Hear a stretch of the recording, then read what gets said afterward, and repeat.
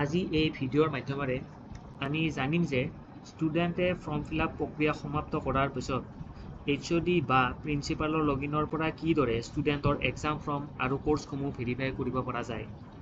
ষ্টুডেণ্টসমূহে form fill up কৰাৰ পিছত ষ্টুডেণ্টৰ এক্সাম ফৰ্ম আৰু কোৰ্ছসমূহ ভেৰিফাই কৰাৰ দায়িত্ব প্ৰিন্সিপাল আৰু HOD সমূহৰ হয়। এতিয়া এই প্ৰক্ৰিয়াটো কেনেকৈ হয় আমি এই ভিডিঅ'ৰ মাধ্যমেৰে আজি দেখাবৰ কাৰণে চেষ্টা কৰিম। প্ৰথমে guwahati.somoth.ac.in সাৰ্চ কৰি ল'ব।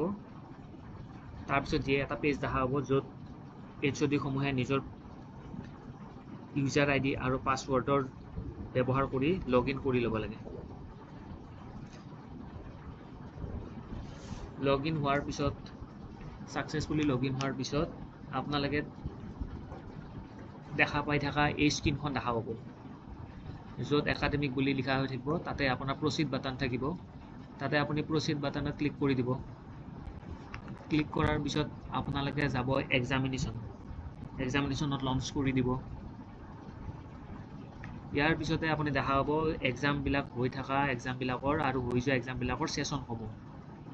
ইয়াতে আপোনাৰ ছেমিষ্টাৰ অনুসৰি ছেশ্যনসমূহ চিলেক্ট কৰিব লাগে। হৈ যোৱা এক্সামৰ ফাৰ্ষ্ট ছেমিষ্টাৰৰ PGৰ ছেশ্যন আছিল 2024-25 নৱেম্বৰ ডিচেম্বৰ ৰেগুলাৰ, আৰু এতিয়া PGৰ ছেকেণ্ড ছেমিষ্টাৰৰ কাম চলি আছে যিটো আছে আপোনাৰ 2024-25 মে জুন ৰেগুলাৰ। এতিয়া আমি সদ্যহতে ইয়াতে যাম 2024-25 মে জুন ৰেগুলাৰত। ইয়াতে আপুনি ছেশ্যনটোৰ ওপৰত ক্লিক কৰি দিব। ক্লিক কৰাৰ পিছত আপোনালোকে ষ্টুডেণ্টত লঞ্চ কৰি দিয়ক। তাৰপিছত আপোনালোকে দেখা পাব অল এপ্লিকেশ্যনছ বাটনটোত আপুনি ক্লিক কৰি দিয়ক লঞ্চত। ইয়াৰ পিছতে আপোনালোকে আপোনাৰ হোম স্ক্ৰীনত দেখা পাব এনেকুৱা এখন ইণ্টাৰফেচ য'ত এনৰলমেণ্ট অনুসৰি ডিপাৰ্টমেণ্ট, প্ৰগ্ৰেমসমূহ আৰু ষ্টুডেণ্টৰ নামৰ সৈতে আপোনালোকে দেখা পাব। ইয়াতে আপুনি আপোনালোকৰ এক্সাম চেণ্টাৰ এলোকেশ্যনত নিজৰ প্ৰগ্ৰেমটো চিলেক্ট কৰি ল'ব পাৰে।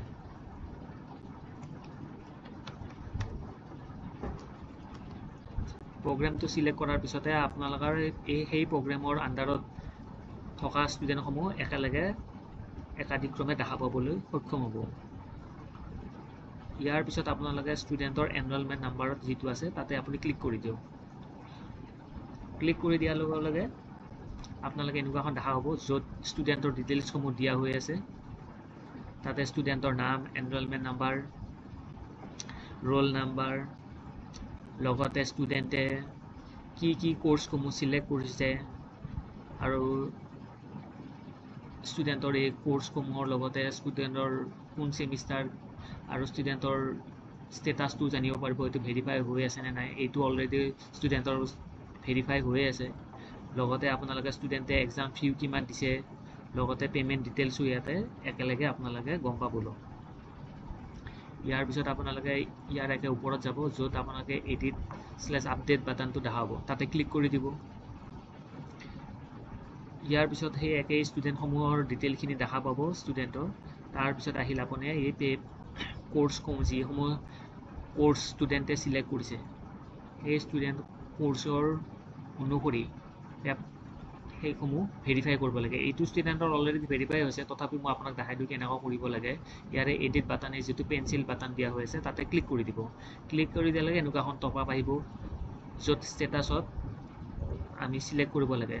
ইয়াতে থাকে আপোনাৰ হোল্ড, ডিবাৰ্ড, ভেৰিফাইড আৰু ছফ্ট ডিলিট। আপুনি ষ্টুডেণ্ট অনুসৰি এইসমূহ চিলেক্ট কৰি ল'ব। যদি ষ্টুডেণ্টক হোল্ড কৰিব লগা আছে হোল্ড কৰিব, ডিবাৰ্ড কৰাৰ প্ৰয়োজন আছে ডিবাৰ্ড কৰি দিব, আৰু ভেৰিফাইড কৰাৰ প্ৰয়োজন আছে ভেৰিফাইড কৰি দিব। ইয়াতে অলৰেডি যিহেতু ভেৰিফাইড কৰিয়ে হৈ আছে আৰু কৰিবলগীয়া একো নাই। জাষ্ট ভেৰিফাইড আপোনালোকে অপশ্যনটো ক্লিক কৰাৰ পিছত আপডেট বাটনটো টিপি দিব। এই প্ৰক্ৰিয়াটো আপোনালোকে প্ৰত্যেকখন পেপাৰতে কৰি যাব লাগিব। এইসমূহ সমাপ্ত হোৱাৰ পিছত কোৰ্ছ ভেৰিফিকেশ্যনৰ কাম সমাপ্ত হয়। ইয়াৰ লগত পিছতে আপোনাৰ নেক্সট কামটো আহিল এক্সাম ফৰ্মখন ভেৰিফাই কৰা। এক্সাম ভেৰিফাই কৰাৰ কাৰণে আপোনালোকে ঠিক একেই প্ৰক্ৰিয়া আপডেট ষ্টেটাছ বুলি আকৌ বাটন এটা আছে। এই বাটনটোত আপোনালোকে এইটো ষ্টুডেণ্টৰ দেখাই পাইছে ভেৰিফাই বুলি অপশ্যন টিক মাৰ্ক হৈ আছে, ইয়াতে আপুনি আপডেট ষ্টেটাছত কৰিব। ঠিক তেনেকৈ আগৰ দৰে এখন টপআপ আহিব য'ত আপুনি ভেৰিফাই অপশ্যনটো চিলেক্ট কৰি আপডেট কৰি দিব লাগে।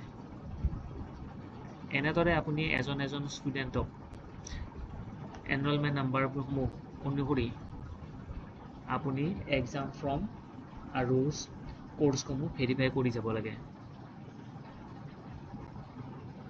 আজিৰ এই ভিডিঅ'টোত ইমানখিনিয়ে। ধন্যবাদ।